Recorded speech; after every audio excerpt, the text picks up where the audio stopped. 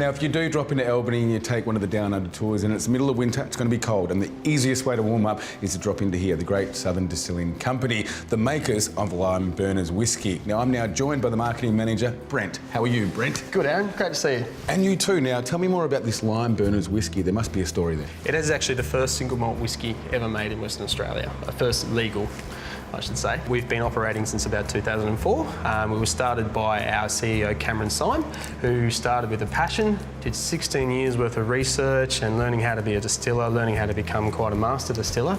And then he decided that Albany was the right place to do it for the weather, the water, the location, the beautiful scenery that we've got as well, and then started in about 2004. About 2007 was our first release, and we've just gone from strength to strength. Just take us through the process of how, I suppose, water is turned into whisky. So we start with a single grain, which is our malted barley. Now, we get all of our ingredients from as local as possible as we can, so our grains all come from the wheat belt. Now, we split that grain using a mill, and that opens up all the grains to release all the sugars and the nutrients and so forth, all the good stuff. Now, we mash that around, and that all comes out as a liquid form and then goes across to what's called the Washback, which is the second big steel container. That is where you get all the tonnage or the haulage of how much of the liquid of the nutrients and so forth you're getting out of the amount of grain you've got. We oxidise it, we add some yeast in there, and we start getting the enzyme releasing and all the cool stuff starts going on. It then goes from that across to a fermenter for about a week, and that's when all the crazy alcohol starts, all the good stuff starts coming through.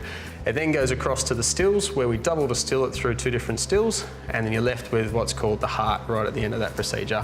The heart is then a vodka-like looking substance that doesn't have the colour that the bottles have here, and then it goes into the barrels. And the barrel is where it gets all its colour and a lot more flavours and so forth added to it. So it'll then sit in these barrels for a minimum of 2 years, a lot longer normally. We won't actually release any whisky until we're sure that it tastes perfect. Wow, so in these bottles, there's an amazing amount of time and a lot's been invested in it, so you're actually tasting a lot of love out of these. You are, absolutely. A lot of time and effort, and there is, I suppose you could say that each barrel is almost a science experiment in a way, because we can't see the results until 3 years down the track. Massive investment.